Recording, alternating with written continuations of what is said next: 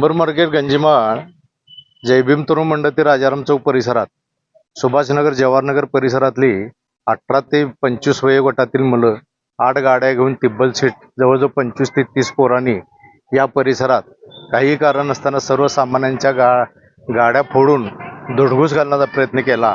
रात्री 1च्या आसपास ही घटना घडली। त्यानंतर आम्ही पोलीस खात्यांना कळवलं। पोलीस खात्याचे राजवाडा पोलीस निरीक्षक श्री लोंढे साहेब, DYSP मॅडम आणि सर्व पोलीस फौजफाटाचे झाले।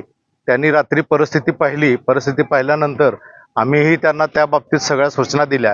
त्यानंतर त्यांनी कारवाई करण्याचा आम्हाला शब्द दिला। परंतु ही परिस्थिती आहे ही गंजीमाच्या इतिहासात अशी पहिल्यांदाच घडलेली आहे। वाद कुणाचाही असो, पण वाद झाला म्हणून सर्वसामान्य लोकांच्या गाड्या फोडून त्यांचं आर्थिक नुकसान करणं हे काय बरोबर नाही। याच्यावरती पोलीस खात्याचा वचक असलेला असा दिसत नाही। पण पोलिसांनी पण याच्या बाबतीतली इथून पुढची काळजी घेऊन अशा गुंडांच्या वरती कडकातली कडक कारवाई करून आमच्या लोकांना न्याय मिळवून द्यावा, हीच या गंजीमाळ आणि टिंबर मार्केट परिसरातील गाडी फुटलेल्यांच्या वतीनं मी आपल्यासमोर आपलं मनोगत व्यक्त करतो।